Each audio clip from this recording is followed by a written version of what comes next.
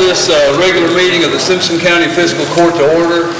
If you would, I'd ask you to join me in a word of prayer, and we'll follow that with a pledge to the flag. Heavenly Father, we want to thank you for this day and this time to gather together. And Lord, we just thank you that we live in a country where we're free to gather and pray to you. Father, we just ask you to lead us and guide us during this meeting, that we would heed your word as we move along, and Lord, that we would do the things that are right and pleasing in your sight. Lord, I just ask you to be with this community and help us to always follow you. And I ask all this in Jesus' name. Amen. Amen. I pledge allegiance to the flag of the United States of America and to the republic for which it stands, one nation, under God, indivisible, with liberty and justice for all.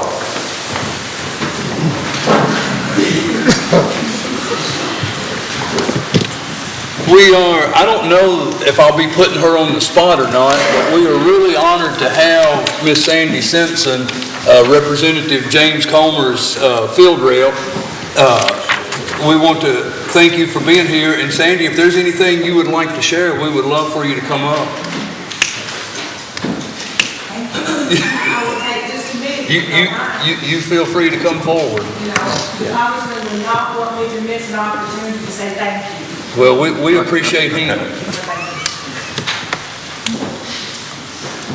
I just wanted to take a few minutes to say on behalf of Congressman Comer, it's another beautiful day in Simpson County. I'm really proud to be here today just to say a few words. And the first thing I'd like to say is thank you very, very much to the judge and the fiscal court for allowing me to come over on behalf of the Congressman quarterly to meet with constituents. It really means a lot to the constituents, and it really means a lot to the Congressman, and we're proud to be able to come downstairs and meet. I'm out of breath.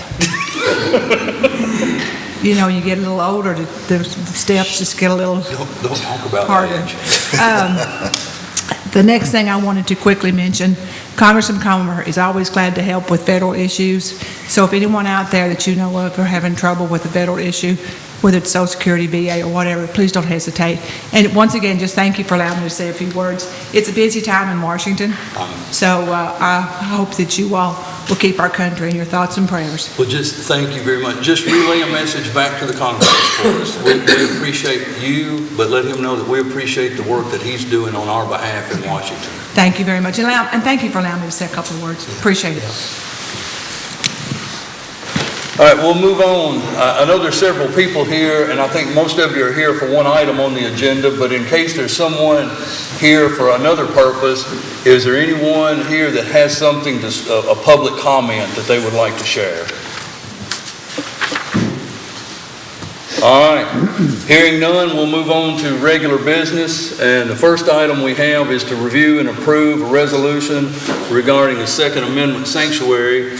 And we have with us today Samantha Duncan and Brandon Kelly, and I'm going to ask them to come forward and kind of explain what this resolution is, or what the purpose of the group is. And I'm sure you'll be able to figure out which one's Samantha and which one's Brandon. So we are a group that has come together. We've gathered 474 petition signatures just in Simpson County, along with 205 online signatures. And we're here to present a resolution to make Simpson County a Second Amendment sanctuary county. And this resolution is concerned about the passage of any bill that contains any language which could be interpreted as the infringement of the rights of the citizens of Simpson County to keep and bear arms. We're asking Simpson County Fiscal Court to express its intent to stand as a sanctuary county for the Second Amendment rights and to oppose within the limits of the Constitution of the United States and the Commonwealth of Kentucky any unconstitutionally laws that restrict the rights by voting in favor of this resolution. Okay. And so, gentlemen, I think you've all seen a copy of the resolution. And so just for the public here and those that may be watching this as it's videoed, the purpose of the resolution would simply be that we as Simpson County Fiscal Court would agree with and stand behind the Second Amendment of the Constitution of the United States is basically the purpose of this resolution. Do any of you gentlemen have any questions for them?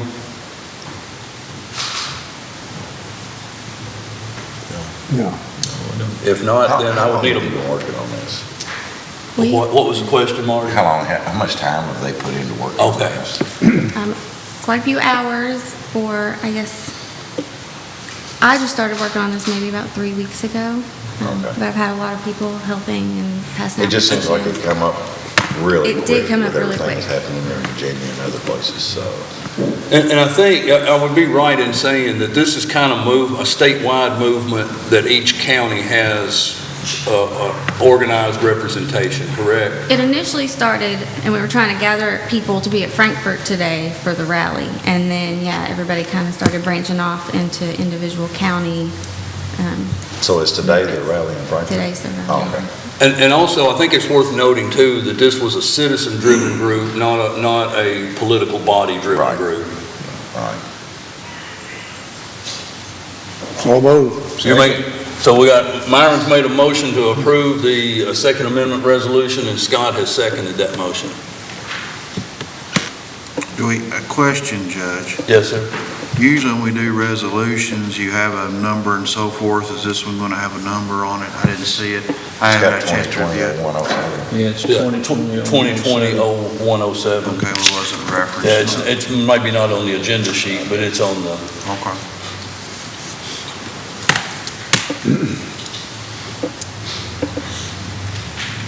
Myron Bennett, Yes. Scott Poston, Yes. Nathaniel Downing, Yes. Marty Chandler, Yes. Mason Lawrence. yes. I'm sure at some point y'all would like a signed copy of the resolution. Yes. We will get that copy to you. And we appreciate your efforts and your being here. I know that's kind of short, but that's simply all there is to it. We make a motion, we second it, we vote, we pass it. So, and I'm not saying that, and I really like having a crowd. It's great to have an audience. We'll entertain you as long as we're here, but you're not obligated to stay through this entire meeting, but you're more than welcome to stay through the entire meeting. Thank y'all. Thank you. All right, gentlemen, you've had an opportunity to see the minutes of the December 17th regular fiscal court meeting. If there's no additions or corrections, I'd need a motion and a second to approve those minutes. So moved. Second. Motion by Marty, second by Nate. Marty Chandler, Yes. Nathaniel Downing, Yes. Scott Poston. Yes. Myron Bennett, Yes. Mason Lawrence. Yes.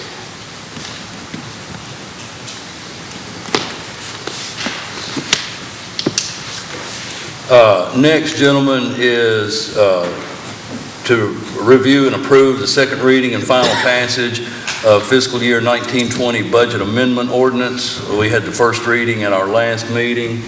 If there's no other questions about that, we need a motion and a second to approve that budget amendment ordinance. So moved. Second. Motion by Myron, second by Marty. Myron Bennett, Yes. Marty Chandler, Yes. Nathaniel Downing, Yes. Scott Poston, Yes. Mason Lawrence. Yes. Next, gentlemen, is to review and approve the second reading and final passage of ordinance number 920.11 regarding the solar farms and the planning and zoning regs.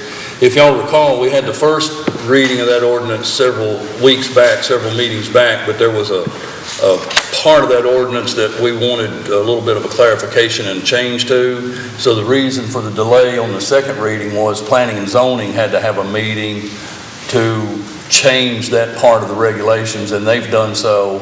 And so that language that was concerning has been changed, so we just need a motion second to approve that ordinance. So moved. Second. Have a motion by Marty, second by Nate. Marty Chandler, Yes. Nathaniel Downing, Yes. Scott Poston, Yes. Myron Bennett, Yes. Mason Lawrence. Yes. Next would be to authorize advertising for the Macedonia Road Drainage Project. If you have any questions, I'm sure Bobby would be glad to answer those questions, but it's simply to authorize put out the bid and have a bid opening for that project. So Are we moved. using 80/20 bridge money on this? Yes. Okay, all right. Is there any discussion about the place on 11 Chapel Road? The place on 11 Chapel Road? Well, there's attempting to be some discussion. We got that major problem there. Yeah, yeah. I think Myron made a motion to approve. Okay, so Myron's made the motion. Scott second. Any questions or discussion? Myron Herman, Yes. Scott Huston. Yes. Nathaniel Downing, Yes. Rodney Chandler, Yes. Mason Barnes. Yes. Next, gentlemen, and I failed to get this on the agenda, and I apologize for that, but I brought you guys copies of this morning. I'm going to ask Bob Palmer to come up and do some talking to review and approve a resolution to enter into an agreement for this weather stem. We also have with us, sitting in the very back, she said she would prefer not to come up and talk unless she had to, but we have Diana Crockett with the Brad. So if we have any questions about how the grant monies work or any of that, Diana said she would come up and take care of that. I think you should just make her come up. Well, I'll be nice to her today because Diana helps us out a lot. I'll try to answer as many questions as I can. This is a grant that the Brad has reached out and been approved for and they're working with Western Kentucky University on this to put one of these weather stations in each one of the 10 Brad counties. The cost of the weather station and the infrastructure and all that is about $6,500 for each weather station. So the grant's $65,000 grant for the Brad. When it boils down, it's the initial cost to the county would be $845, and then there's a $500 annual fee to keep it going. A lot of the questions that we get is what's the difference between this and the Mesnet site that we've already got. The Mesnet site does an update every 15 minutes, and they can toggle that down to every 5 minutes during severe events. And we can get historical data over 24 hours old by contacting them, and they can reach back into their system and get it and send it to us. You're talking about with this system? With the Mesnet. With the Mesnet? That's the Mesnet. Okay. With this, it toggles and updates every minute. So it's pretty much real time. And anybody for emergency services, the fire department needing information about wind gusts and stuff like that, for some investigations, we have to call the Mesnet site at Western and get their information sometimes. This thing right here, we can reach back in it ourselves and get that information ourselves. The Mesnet site is located on Coomer Road. It's about 4 miles out of town, so what's happening out there isn't exactly what's happening here. The location for this would be determined. We would determine at the point to where we would like to have this set up. You would have the input on where it may be set up at? Yeah, we would work with having conversations about it, because there would be no sense really to have it over the southeast part of the county since we've got the Mesnet over there. So, but there's more benefits to it than that. There's that's some of the benefits for us for emergency services and county government. This is also being a benefit would be for the school system. The schools could use it in some of their educational trainings and whatever, however they would mix it into their curriculum. And the Western Kentucky University White Squirrel Weather, their meteorology program over there, who are the ones that really, when they worked with the Brad to get this grant, they would utilize it as well for forecasting and that kind of stuff. So my opinion as the EM director, that this would be $845 initial and $500 a year. It'd be money well spent to enter into this and get into it. Does anyone have a question relating to the weather station itself or how the grant system would work? I'm not really opposed to doing this, but I will say, what happens out there is not gonna be the same thing as what happens up here, as far as rain collection and all. Yeah. It can be, out the website I'm signed up on, it could be an inch of difference in the Oh, rain absolutely. a mile away, so. And that's why I say we wouldn't want, my opinion is, we don't want to put it anywhere near where the mezzanine site is. Right. You know, That would be I wouldn't want it. maybe in the park or someplace like that would be more of a logical location to put it, so that we're getting, What all type things will this system measure? it measures, do you remember everything? It measures temperature, humidity, wind speed, wind direction, It can give you like, lightning alerts. We knew we could get you up here. That's the mezzanine. So the weather stations will also give you real-time lightning alerts, so that's really good to use when you've got kids that are gonna be playing ball out or anything like that. It can give you all of that. It also comes with the White Squirrel Weather app access, and you can also have access to WKU's meteorology department. So if you have any big events in your county, you can invite them to come down and then they can do real-time weather monitoring if it is during a severe weather season or anything like that. So for any And that's all part of the $500 a year fee? Yes, and that that'll they come also down- cover any maintenance with those weather stations. Okay. And the initial $845 will cover the installation, the weather station itself, and any hardware needed to install that. And that'll be completely up to you where you want to put that kind of weather station at, so.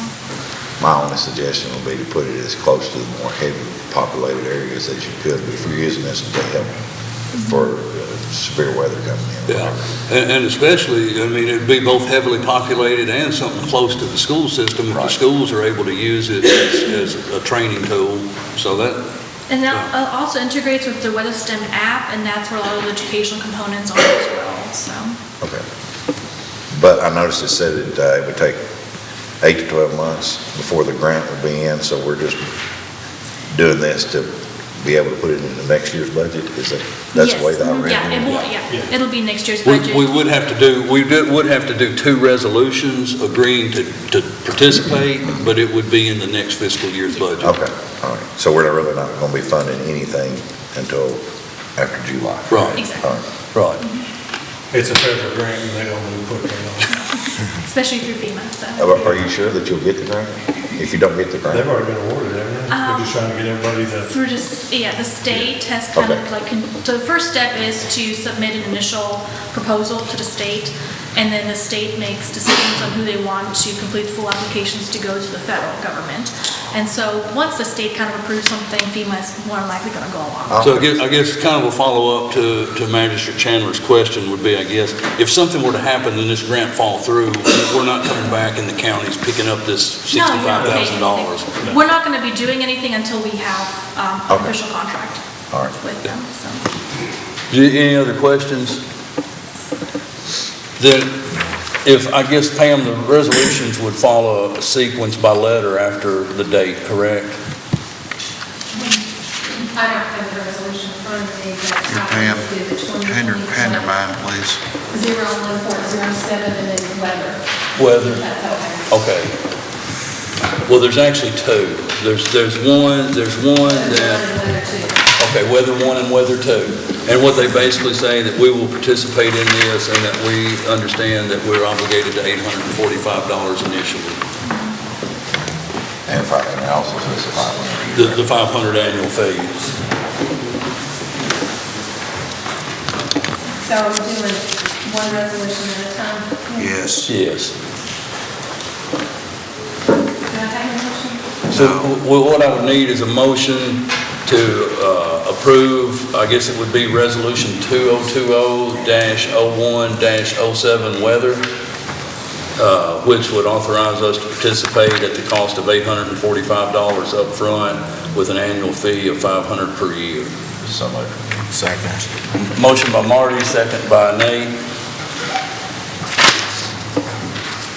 Marty Chandler, Yes. Nathaniel Downey, Yes. Scott Poston. Yes. Myron Thurman, Yes. Mason Barnes. Yes. And then I would need a second for Resolution 2020-01-07 Weather 2, and this would authorize us to participate with the Barron River Area Development District in this grant application process. Motion by Scott, Second. second by Nate.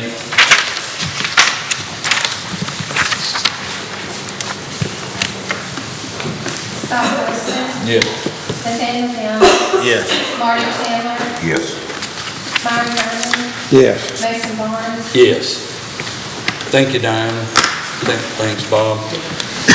All right, gentlemen, next we have our 2020 fee office budget presentations.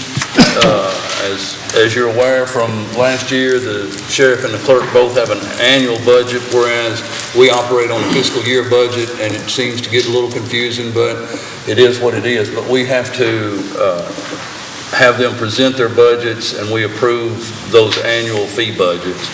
And so we've got the county clerk, Jolene, and are you bringing Beth with you? We get both of you? Yeah. She's shaking her head no, but she's getting up.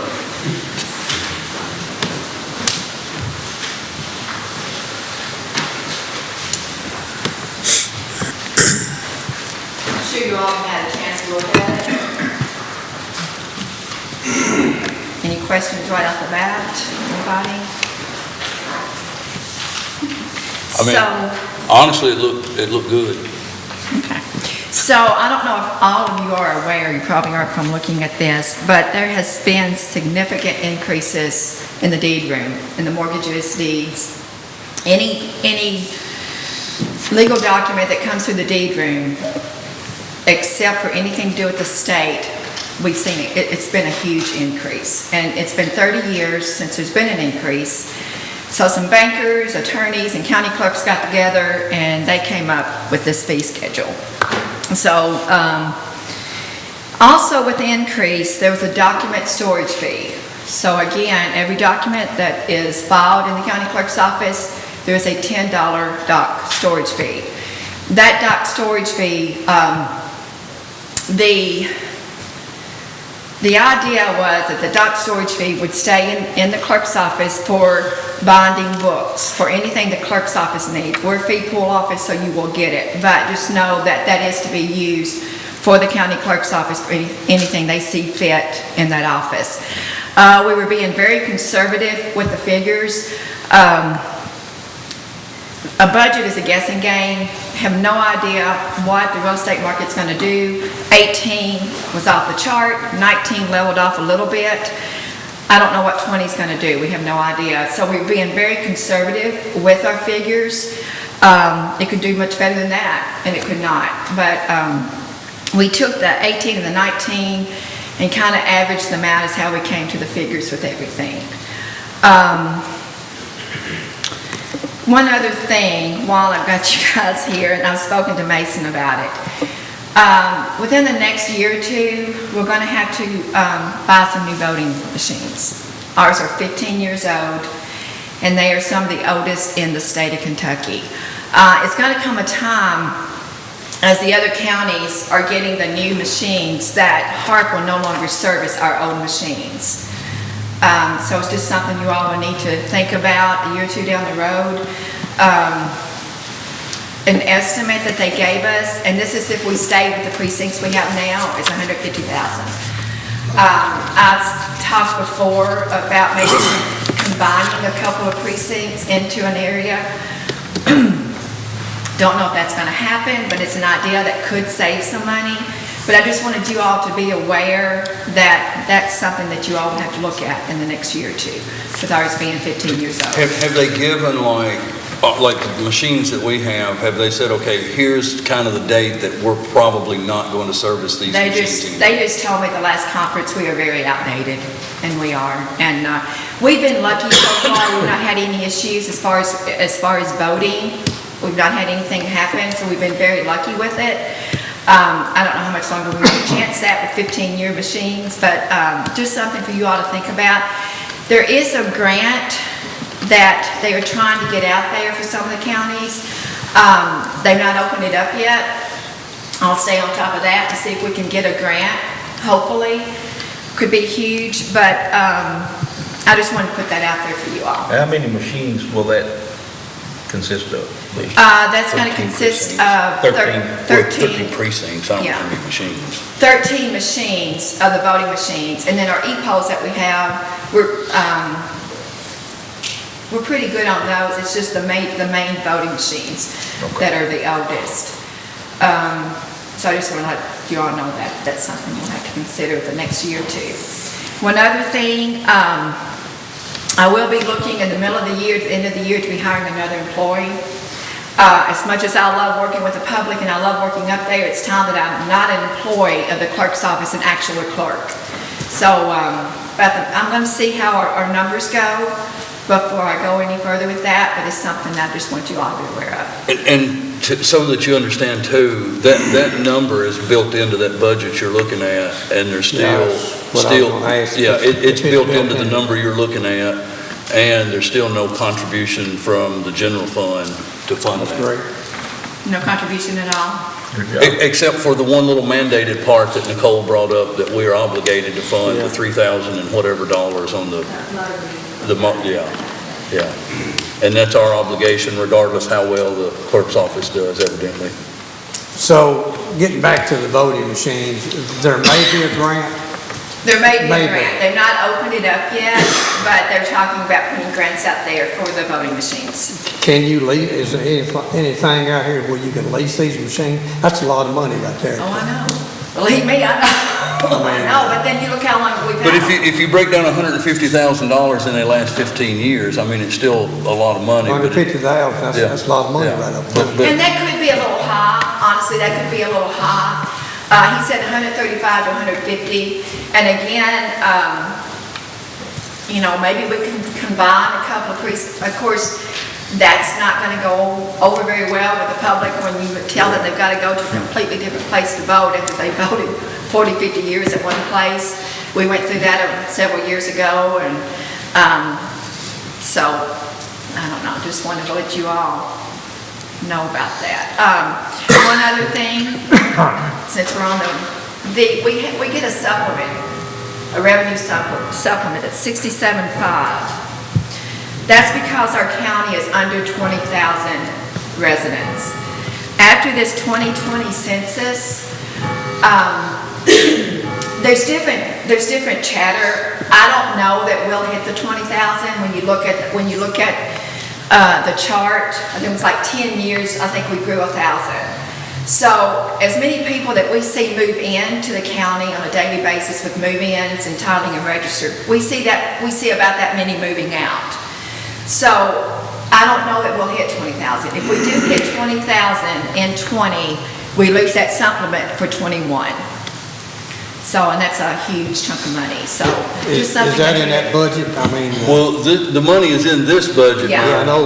But if we won't know till September, October of 2020 what our actual census numbers are.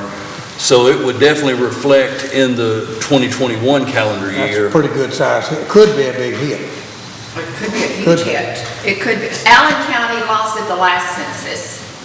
67,500. Yeah. It's a huge hit. And again, we won't know until 20, and it will take effect in 21. So, and I brought Beth up here because I just had to commend her on, she was thrown in to the Lions cage, and Michelle can tell you it's not an easy job, and but she's done a good job with it, and well, you look pretty good to have been in with the Lions.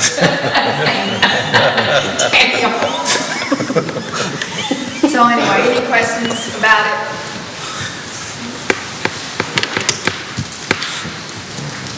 We good? Any questions?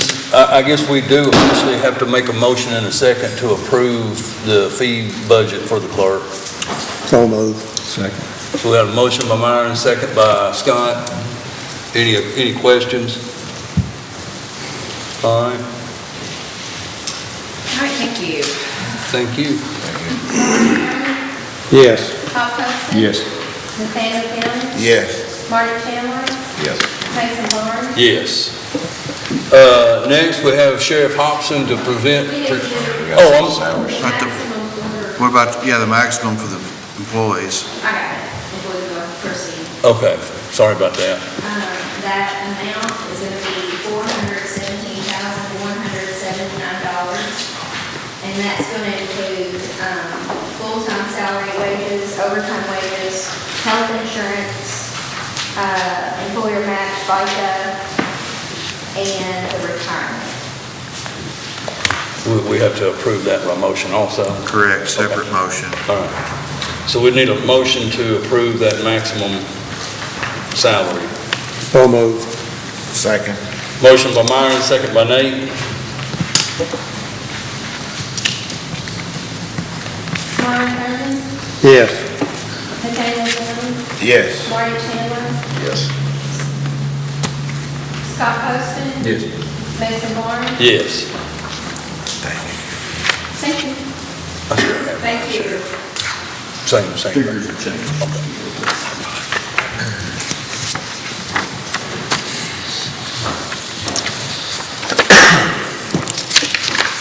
All right, Sheriff, the floor is yours. Well, I just handed you something out. If you look at the very first page, this is not on the budget, but I want to go over a couple of things to help clarify the budget itself. Need to reflect back on the 2019 year. Keep in mind, I am required to do a calendar year budget. However, the numbers I'm giving you today, as far as my budget, reflect a fiscal year. It's too hard to seesaw back and forth, so I'm projecting, instead of a year, the 18 months. So, because honestly, whatever you pass today doesn't kick in until July 1st as far as Nicole goes, and things change. So, the numbers I'm actually going to give you will be for a fiscal year. I have to call it calendar year because my job in the state says that's what I'm supposed to present. A reflection on last year, just to let you know where we're at coming into the new year. Last year, we projected that the Sheriff's Department's income, keep in mind we have income and expenditures, that our income would be about $770,000, and I'm talking in approximate numbers. I'm not going to get into the hundreds and the cents, I'm just going to call it, but approximately $770,000.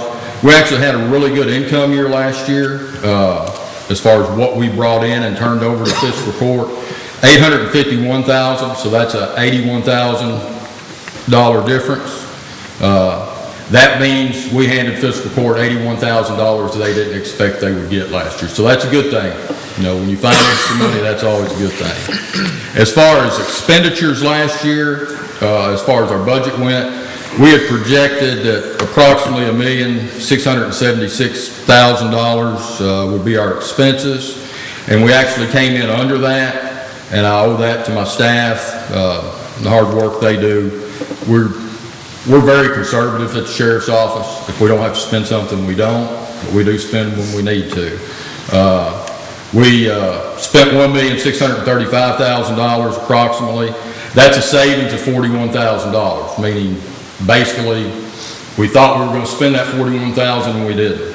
So if you combine the two of those, basically coming into this year, there's $123,164 that we anticipated wouldn't be here that is actually here. That's not our money, that's banked at fiscal court, but that's a good thing, because believe me, everybody would be noticing in here if I said, look, we're $50,000 short. We spent $50,000 more than we thought, and I need $50,000 from you. And guess what? We're about $50,000 short on the income we thought, so I really need $100,000. So sometimes we get good news and we don't realize how good it is. So anyway, so let's move to the calendar. I'm staying away from the budget. The figures are going to be the same, and I'll answer any and all questions that y'all have about anything you want to know about the Sheriff's Office. But just to keep it on the short scale, this year's budget's approximately $1.8 million. I have calculated what I believe our income that will be coming into the Sheriff's Office, about $864,000. We're doing well. Part of that was our tax base has risen dramatically over the last few years, so we're getting more money in. Another thing that has helped, kind of like Jolene was talking with her office, paper service. Keep in mind, you got about 5 different businesses that are being run out of the Sheriff's Office. Law enforcement, basically, y'all are contracting that. What I'm required to do is collecting the taxes, processing all the papers that come through the courthouse security, transportation of prisoners. Y'all have asked me to do animal control, so we kind of stick that in there. That's not a requirement, but kind of something that's stuck in there. The processing of service papers. for the first time in forever, they actually raised the amount that is charged for if a lawyer wants a paper served, if the hospital's suing somebody, we're getting a little bit more money on that paper than we used to, so that helps generate the revenue. So to keep it short, $864,000 income. If you look right below that where it says 2020, the amount we are asking from fiscal, this would be fiscal court's contributions. That $864,000 that I bring in pays for all the stuff I'm required to do. Honestly, what you're paying for is law enforcement. And some of what I'm bringing in into the other actually is bleeding over into law enforcement to help keep the price down. So fiscal court contribution would be $975,000 approximately. And if you compare that to 2019, we had asked for $906,000.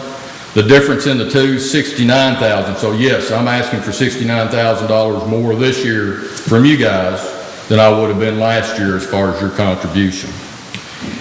Just to keep it simple, there's a million reasons why budgets go up, but I listed two right here that takes up that whole money, just so you know.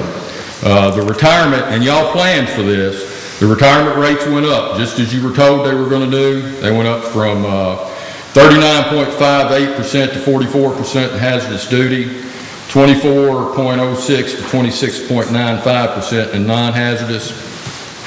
If you look at what retirement, when you combine the two, was running us, in 2019 it was 212,922 is what we thought. This year we're predicting 270,183 for the same product. That's $57,000 that just the retirement system went up with us not even doing anything.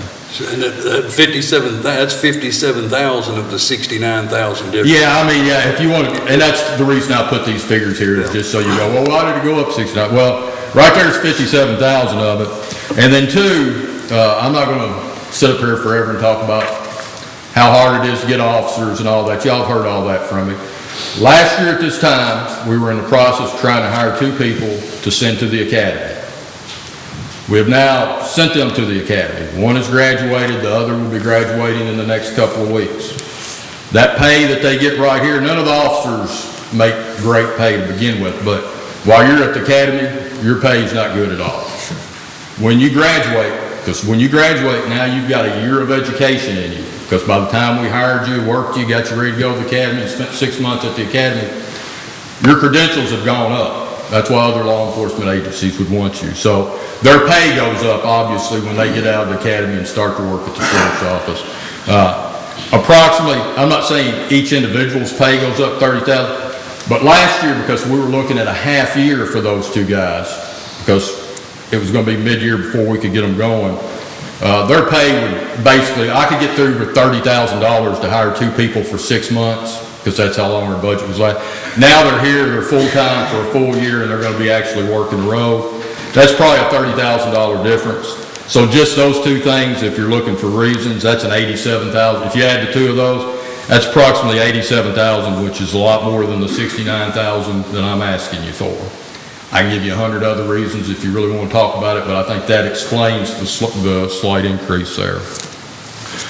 One thing I'll ask you to be careful of, and this is what I did with health insurance. This may have to be revisited when y'all do the budget for the county, because it's going to depend on what health insurance does. I used our current rates, because I can't tell you, and none of y'all can tell me what the rates for health insurance are going to be later in the year. So I used our current rate. And right now we have 11 people on health insurance. I used the number 12, so I calculated one more in there because I believe we will actually have at least one more person taking health insurance next year than we do now. If there's 13 people, then we'll have to ask for an adjustment. I can't tell somebody who legally qualifies to get health insurance you can't take it, okay? There's nothing hidden there, I just don't know how many it's going to be. I did add one into there just in case. When I say that, keep in mind, we have really worked hard on our selection process of getting people in that are retired officers and have a lot of experience, and we're not having to pay benefits on them. I put a little note here because I always want to bring that to your attention. We saved over $200,000 in our budget just this year with the people that we have working at the sheriff's office that we don't have to pay benefits on. We've done that every year, so we've saved significant money. The reason I bring that to your attention is I don't want anything other than I don't know how long those people will always be there. They've retired from one career and come into another to work for Simpson County. Maybe it's a couple of years, maybe it's 5 years, but at some point some of them will leave, and it's not like you've just got these people you can grab and bring in. It may be somebody that doesn't qualify as a retired officer, and if that's the case, then benefits will apply. So keep that in mind just for the future. If you go to the back page, this is just a quick snapshot of that $1.8 million budget. It really hadn't changed much since last year. The bulk of our budget, 86%, is personnel. If you want to know where your money that's going to the sheriff's office, where it goes, it's to pay for the people that are working there. 86% is personnel. Stuff-wise, 14% of our budget makes up the stuff that's physical. And if you break that 14% down, office and services, paper, all that type of stuff, 3%, vehicles, maintenance, gas, 8%, and law enforcement supplies, training, and other things that we need, about 3%. So that's kind of a breakdown on it. Be glad to answer any of your questions. I think that hits the bulk of it, but ready to respond to anything you might have. You do have some vehicles in this budget, correct? Yes. Okay. We allowed $81,000, which is just slightly higher than what I usually ask. And the reason for that, everything's got the past has an effect on the future. If you remember this past year, 2019, we had a couple of cars that were wrecked, totaled. One of them was a brand new cruiser. Right now, we're having trouble even ordering cruisers because, well, I think I talked to fiscal court about that a while back about it just being hard to get cruisers. That one, Keiko, because it was a new car, is going to replace it. Basically, we're coming out even on it. We had a couple of other cars we wrecked. When you get an old car, it's the same thing as in your personal life. You take a car that's 10 years old and you total it, there ain't some big check that's coming in that's going to let you go out and buy a new car, basically. So what happened, I finagled money. I'm the biggest finagler there is. I finagled around and was able to replace that car, even though we only got $10,000 from the insurance company. We didn't get screwed. That's what the car was worth. I was able to find a way to replace that car. But honestly, I don't have enough money to equip it when it comes in, to put lights and stuff on it. So I put a little bit extra in this one to help pay for equipment, because it's going to take 6 months or a year to get them cars in anyway. So, any other questions? Any questions? So the vehicle, you've got 2 vehicles in this budget? I'm going to stay away from numbers. Okay. 2 vehicles is what I'm planning. When I say numbers, if I can find a way to do better than that, we need a lot more vehicles. I'll just be frank with you. Last year, I would have told y'all I budgeted for 2. I ended up getting 3 vehicles, but I had to finagle around. But one of them was basically replacing the one that got wrecked in Logan County. So I've asked for $81,000. Do I think $81,000 will buy me 2 new vehicles? Yes, I do. And I think I'll be able to equip a vehicle from 2019's budget that I hadn't received yet with that. Yeah. And if there's extra there that I can do something with to keep our fleet going, it will be there. Any other questions?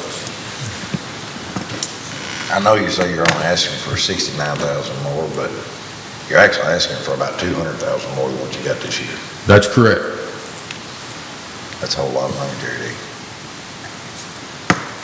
for a 1-year increase.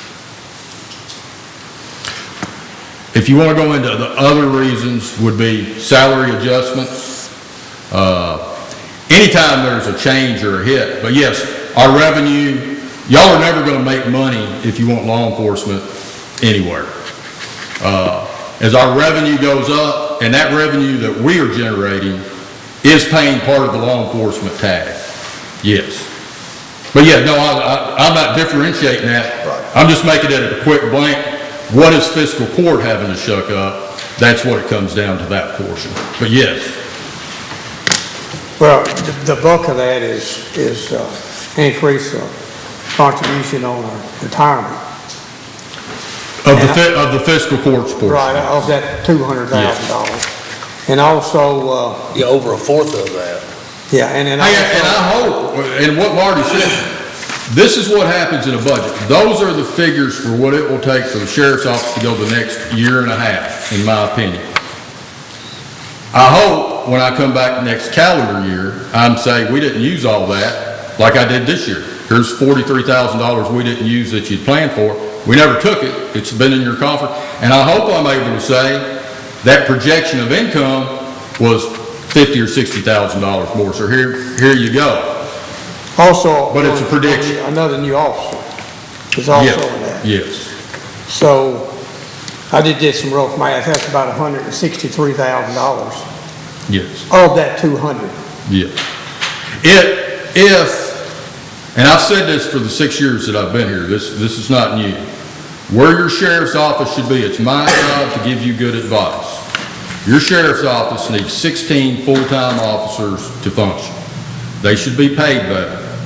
I didn't come in day one trying to put 16 officers in the sheriff's office. There's no hidden agenda here. I didn't come in day one trying to take their pay from here to here. I've talked about it for 6 years, and what we have done, which is the right thing, we've gradually moved the pay up so that we can get it competitive. We're still not there, we're getting a lot closer. I mean, it was down here. I think I used the word and everybody was horrified, sucked. Their pay sucked at one. Their pay doesn't suck anymore. I'm not embarrassed of what my officers make. Is it middle? We're starting to get up there, but it's not there yet. But adjustments are helping it as we go along the way. I don't ever think they need to be the best paid officers in the state of Kentucky, and I've said that 100 times. Equipment's the same way. You've got to gradually move that up. So it's been a transition to go from here to get you to where you need to be. But make no doubt, I've been talking about that for 6 years. Marty's been here every year. I've said pretty well the same thing. We're building the agency to get it to where it needs to be. If you want to know my opinion, you need 16 full-time officers. Right now, we've got 14. When the guy gets out of the academy, we're having trouble making schedule because 2 of our guys are new and they're not able to take calls on themselves yet. This budget allows to bring somebody in. When you have somebody leave, it's a hit and miss. Why did we save money last year? We had an officer hurt his back, went on workers' comp, now he's gone. So I'm having to replace him to get us back to where we were. But that meant a savings that we didn't spend that may come back. So this budget here would reflect 15? That budget would reflect 15 full-time officers with a goal, and if I can ever jump on them real quick, it's kind of like when you own your business. Some of you own businesses. Sometimes you see a really good deal you need to jump on, and if you need to jump on it to save money long-term, you need to jump on it. What am I talking about? A retired officer we don't have to pay benefits on is looking for something to do and willing to come to Simpson County and follow the needs that I need. We need to jump on it. That doesn't happen very often, but so it would fund 15 people. That's correct. Full-time. And when I give you the term 16 full-time officers, keep in mind, the reason it's only 16, that includes myself and my chief deputy, is we use so many part-time people, and again, that's hard to find somebody that only wants to work 2 or 3 days a week. But when you've got a couple of POPs, that's peace officers, professionally certified officers who are working part-time, you can plug them in places to save you from having to have 18 full-time officers. You see what I'm saying? So we really maximize the part-time and retirement deal. So to what Myron's saying, if I'm sitting here trying to process all this, if you weren't planning to add another officer and had the retirement rates not taking this jump again as we expected it to do it, you're talking about that $200,000 difference from last year to this year total would have been less than $40,000. Yeah, I'd have to go back and crunch the numbers, but yeah, there's a person in there that's not here now. Yeah, and $53,000 of retirement money we got to pay this year we didn't pay last year. Any other questions? All right, thank you, gentlemen. Gentlemen, if there's no other questions, we do need a motion and a second to approve the sheriff's fee budget. So moved. Second. Motion by Myron, second by Nate. Myron Kirby, Yes. Nathaniel Downing, Yes. Marty Chandler, No.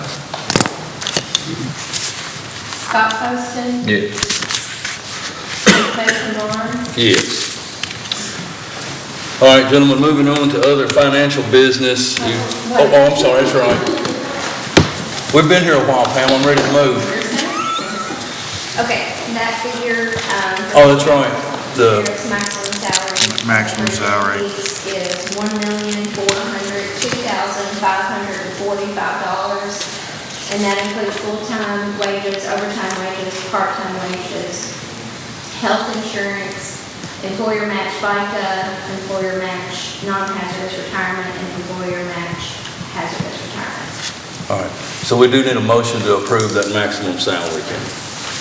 So moved. Motion by Myron, second by Scott.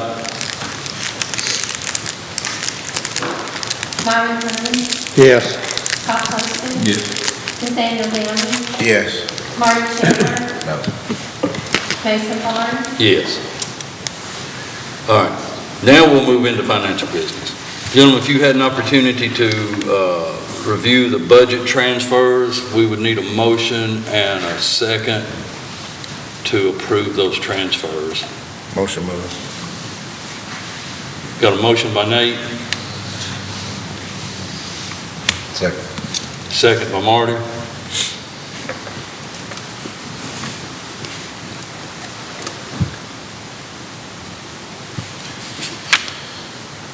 Nathaniel Downing, Yes.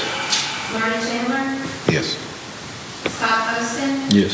Myron Kirby, Yes. Mason Barnes. Yes. Next, gentlemen, if you've had an opportunity to review the bills and claims, we would need a motion to approve those. So moved. Second. Motion by Myron, second by Nate.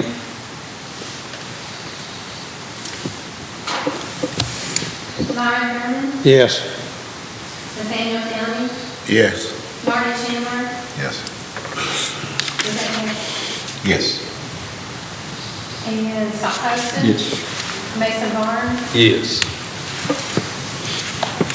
Next, gentlemen, if you had an opportunity to review the December 2019 financial statement, I would need a motion and a second to approve that statement subject to audit and authorize the judge and the county treasurer to sign it. So moved. Motion by Marty, Second. second by Nate.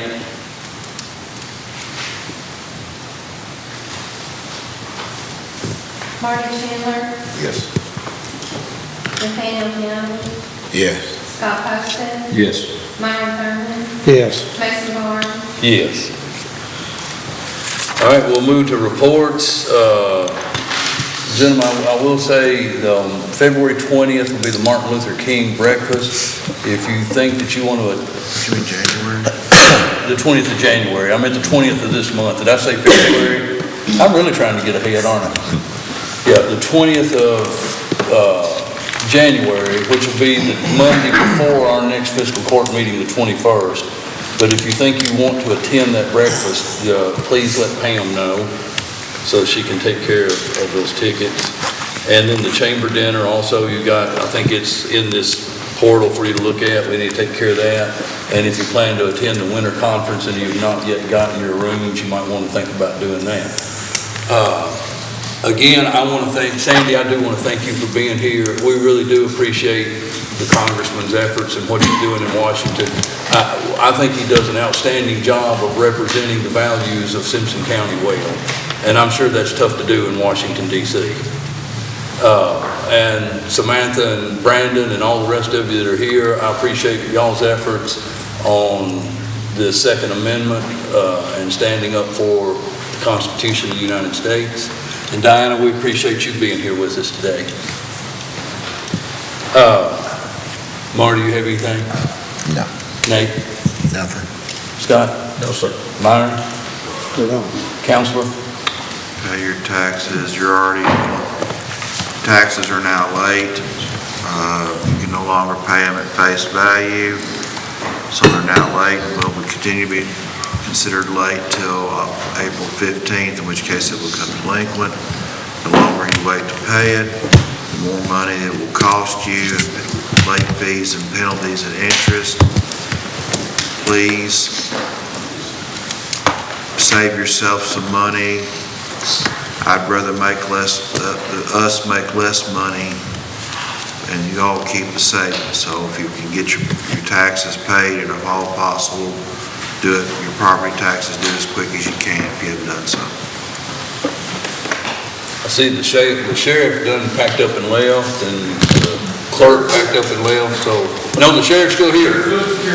You're just doing security. Do you have anything else to share with us? I think the county clerk has left. Jailer, do you have anything to share?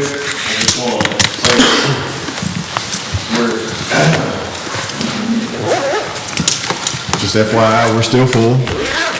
Just want you to know that. And we still got a roof problem. This needs attention. I don't know what steps we need to take, but something needs to be done like 3 weeks ago.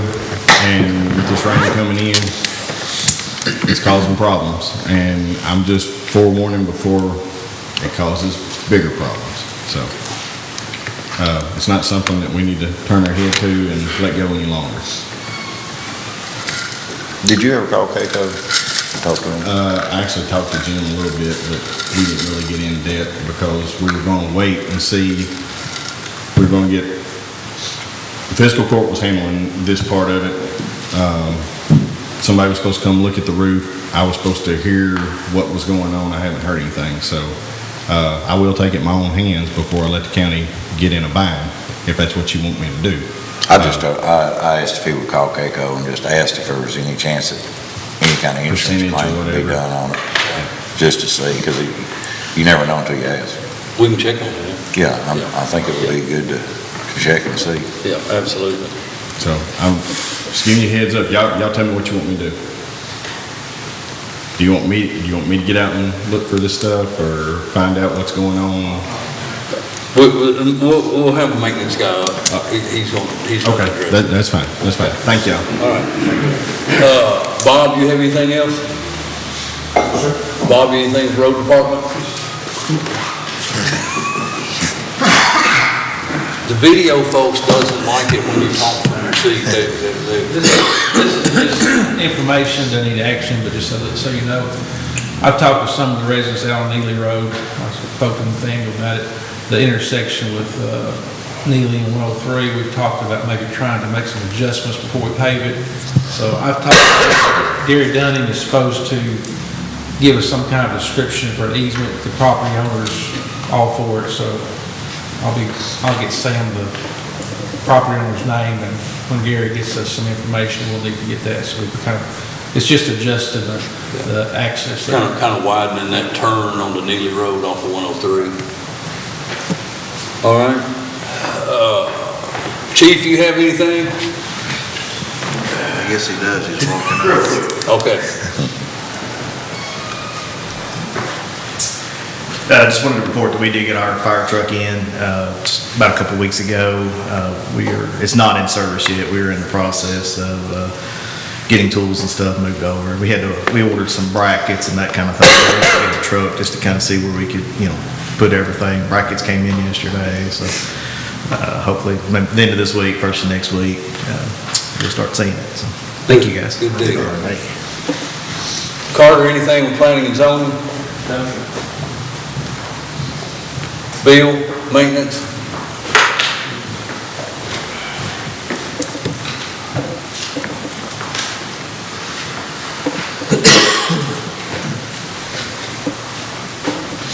In response to Mr. Vaughn's concerns about the roof, I was told about the roof about 2 weeks ago, and we have no weather that we've been able to get anybody up there. We have a leak at the old jail building that we still haven't been able to find because of we can't get up there when it's dry, and when it's dry, those are not going to be seen. But my thing is, when I start calling in roofers, somebody's going to need to be ready to do something, because, I've got roofers that we just did on the Justice Center. I've got some local roofers. It depends on how far we're gonna wanna go with this and how much money we're gonna be willing to spend. I'm ready to get into it, but somebody's gonna have to let me know that this ain't gonna be, we're gonna take a bucket of tar up there and we're gonna tar around a few fittings. You know, and that's what I'm thinking. When we looked at the roof back in 14, when I first come here, the jail roof, we had that roof was told that it was in pretty good shape. And we actually had, we had a snow and water poured in. But it was around certain drains, and I'm just not for sure, because when I was hired on, I was told that nothing in the jail would be under my responsibility. I am willing to take that responsibility, but I'm gonna have to know that I'm gonna be backed by the court with some money, that when I get into this, we're gonna be able to fix it. Well, I think Marty had a good idea. I think what we need to do, and I don't mind to take this on, contact Payco